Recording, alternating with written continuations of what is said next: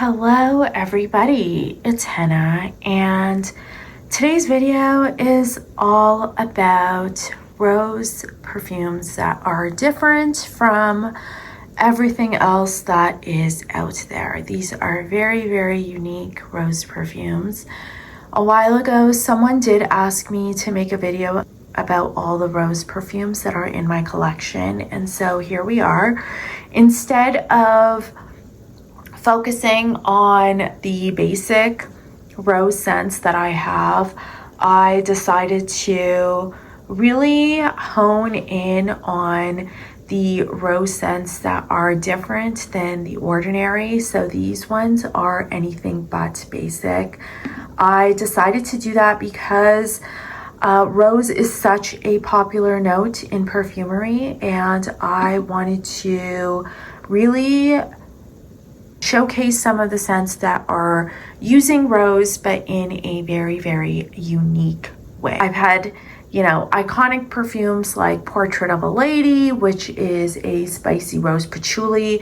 I love that perfume. It's a perfume that is very near and dear to my heart, so I will always love Portrait of a Lady. I also have sampled Rose de Jamal by Les Indemodables, and that is an iconic, very well reviewed, very highly hyped rose perfume. I love that one, but to my nose it is a very intense but just a very true ordinary rose perfume. There's nothing really unusual about it. Yes, it's beautiful and it's very high quality. If you want a rose soliflor, that is one that I would definitely recommend. But I never ended up getting a bottle because it is just a very straightforward rose. Another rose perfume I absolutely adore is Nahima by Guerlain. It is green stemmy roses, and again, a little bit close to roses from the garden. There is a peach note that opens up Nahima, and I love Nahima. Again, another perfume that's near and dear to my heart and I love wearing. But today I wanted to talk about rose scents that are more unusual. Some of the other roses I don't have because they are very straightforward, but I like my roses a little bit more spicy. You will notice that that is a recurring theme as I talk about these 5 rose perfumes that are in my collection, and they're all a little bit different because they are all spicy or unique in their own way. Okay, let's get started. I got this bottle of the Rose 31 perfume oil in 2014. So I've had it in my collection for a long time. I love Rose 31 as a scent. It is cumin and rose together, so it is spicy.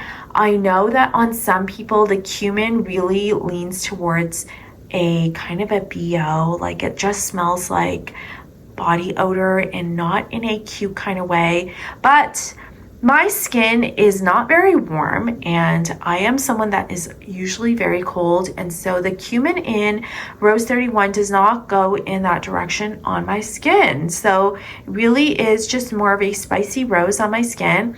I bought this rose oil or Rose 31 perfume oil because I thought that I could mix the rose oil into other unscented products that I use. Fast forward 11 years, that never ever ended up happening. I have not mixed this into anything. I actually find this perfume oil to be incredibly potent. You need literally 1 drop and you will be scented for the whole entire day. There is a great amount of sillage when you wear this perfume oil. Everybody around you will comment on your perfume. So beware of that because not everybody wants to wear their perfume in that way. The rose really does make a presence in the air. The cumin aspect stays very close to your skin. I know people always complain that Le Labo fragrances say a certain note, but then they smell like something different. I'm okay with that. I'm not expecting any of these rose perfumes to have a high amount of rose absolute or rose oil in them, and I'm totally okay with that. The effect is of the rose, and that is really what I care about, because I am just smelling the perfumes and enjoying smelling them as I wear them. So that's Rose 31. I highly recommend sampling it before you go out and blind buy it, because it is quite expensive. I've read where other people smell Rose 31 on someone else and then they try it on themselves, and it just does not perform the same way. But on my skin, it is really a big, deep, earthy, very romantic kind of rose. If you're looking for something like that and you're able to get yourself to a Labo counter, which many people are, then definitely try Rose 31. Rose 31 is also the scent at Fairmont hotels. So if you ever stay at a Fairmont hotel, all their body products are scented with Labo Rose 31. They have like a body lotion, a shampoo, conditioner, body wash, all that stuff scented with Rose 31. So lots of people end up coming to this scent after staying at a Fairmont hotel, which is kind of cool. I just bought Rose 31 because I love rose perfumes. So that is what made me buy this. That is Rose 31. The next perfume that I'm going to talk about is this one right here. This is the Afternoon of a Faun by Etat Libre d'Orange, also known as Eldo. And again, this is a huge spicy rose perfume, but the spice here is Immortelle. Again, Immortelle is a polarizing note when it comes to perfumery. On some people, it slightly smells like curry or fenugreek, but on your skin, I feel like it just adds a little bit of spiciness to the rose. Immortelle also comes across as a maple syrup kind of note. It has a little bit of sweetness, and that works really well with the rose, making it a little bit sweeter.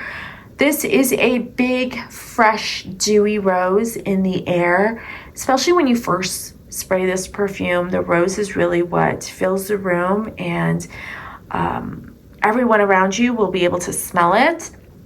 It's actually very similar to Thé Noir 29 by Le Labo. If you've smelled Thé Noir 29 and you can perceive the rose that's in there, then you will understand the rose that's in the Afternoon of a Faun, because they are quite similar. This is a young, fresh, dewy, romantic kind of rose. It's not as earthy and dark as the Rose 31, but really spring-like actually, and it just feels like a perfect fresh spring day. So I love the Afternoon of a Faun, and it is one of my favorite rose perfumes to wear. It is just uplifting, brightening, and always puts me in a good mood. So I love the Afternoon of a Faun. The next perfume we're going to talk about is Ambra by Acqua di Parma. I've had this perfume in my collection since 2020, and I actually wore it today. And wow, I was completely transported back to 2020 when the lockdown was over and I could leave my house and I would spray Ambra on myself every morning, because there was still some social distancing. And sometimes when I wear some of these rose perfumes, I feel very self-conscious, because I know that other people will be able to smell my perfume, and not everybody loves rose in perfume. But I did wear a lot of Ambra in 2020 because I knew that people would be at a distance from me. Because this is an Italian brand, Ambra does refer to ambergris that is in the base of this perfume.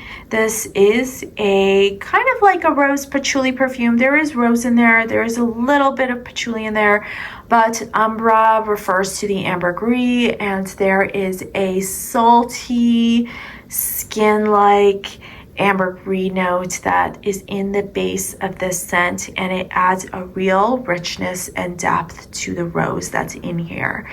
It definitely makes it addictive to smell and very intriguing. And I know that if it wasn't there, then this would be a more straightforward and more basic perfume, but this smells anything but basic. If you want to smell ambergris in a scent, then definitely go out and try to smell Ambra. Now, this is not the Colonia Ambra. This is the EDP version, and I actually don't have a comparison of the Colonia Ambra versus this Ambra. This is the only one that I have, and I absolutely love it. I love wearing Ambra in fall weather because something about the crisp chill in the air kind of makes this ambergris note seem like a little bit warmer and gives you that feeling of warm skin. And I absolutely love that. Combined with the rose, it is just intoxicating. So this would be a lovely intoxicating perfume to wear if you wanted someone to lean in a little bit closer. This is the scent that I would choose. It's actually a little bit similar to Encens Mythique by Guerlain, which I have also owned before, and that one also features rose and ambergris together. I decluttered that one, but I ended up keeping Ambra. I kind of have a thing for Italian style perfumery also, and I love the way that they use ambergris in their amber bases. It just adds something unique to the scent profile, and yeah, that's why I kept Acqua di Parma Ambra. But if you smelled Encens Mythique, or maybe you have it in your collection, then you can maybe draw a comparison between the two as well. And yeah, that is Ambra. Really a unique rose perfume. There's definitely tons of rose in there, but the ambergris is something that is very unique. Next in my collection, we are going to talk about Lana by Santa Maria Novella. Lana means wool in Italian, but this is not a comforting, cozy kind of perfume.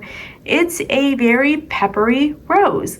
The pepper is quite biting, but the rose here is watery and light. It really does feel like rose water. That rose is refreshing and like a balm after the bite of pepper.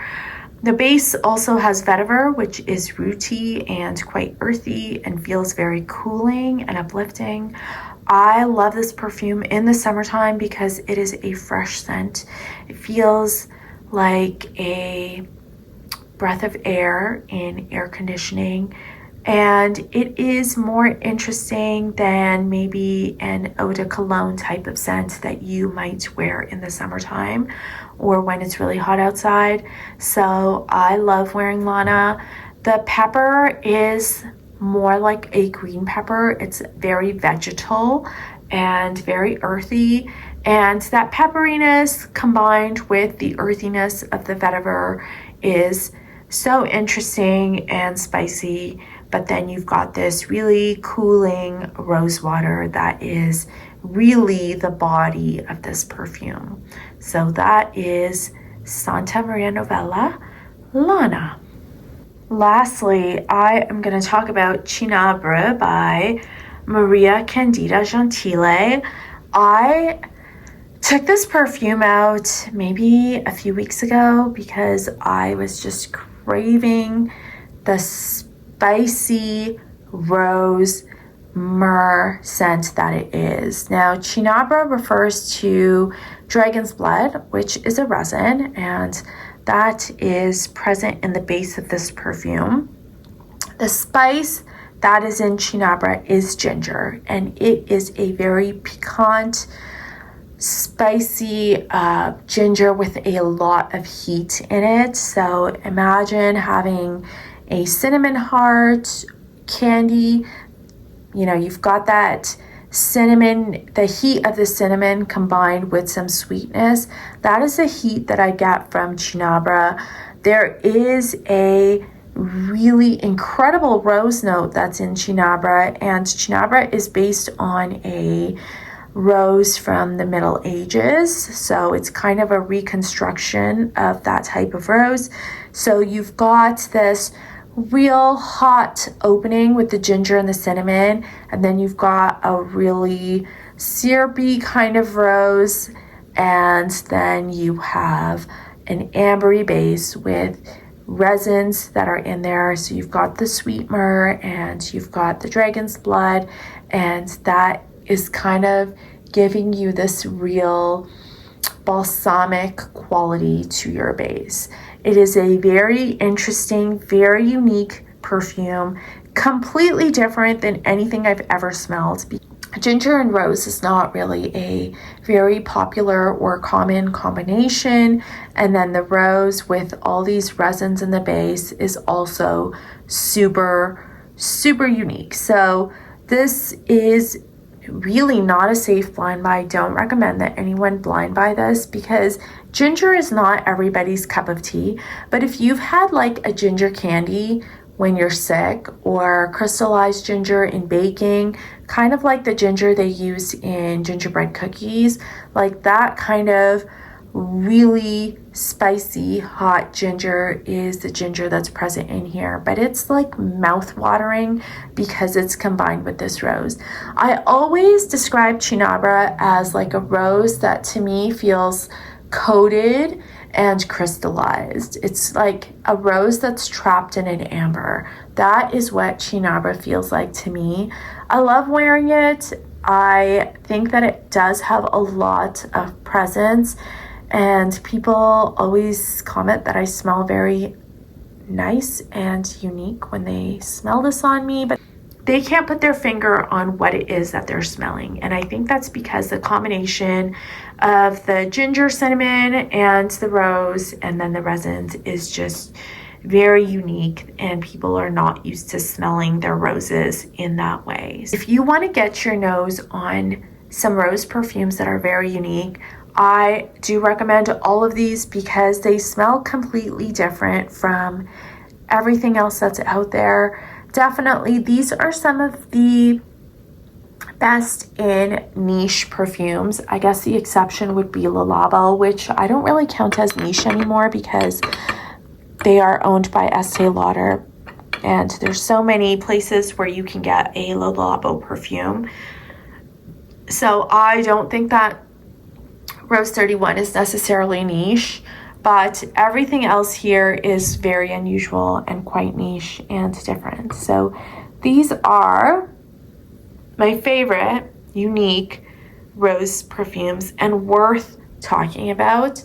Something simplistic like maybe my Rose Eau de Cologne by Aerin is not the most interesting rose. It's really a basic rose water eau de cologne. I love it, but it is so basic. These ones are really unique, and I know as perfume lovers, we love seeking out the next most unique perfume because we're always trying to surprise our noses and smell something different. And these are all so unique to me. That's it for me. Let me know if you have a rose perfume that is very unique and that you think that I should get my nose on. I'd love to hear from you.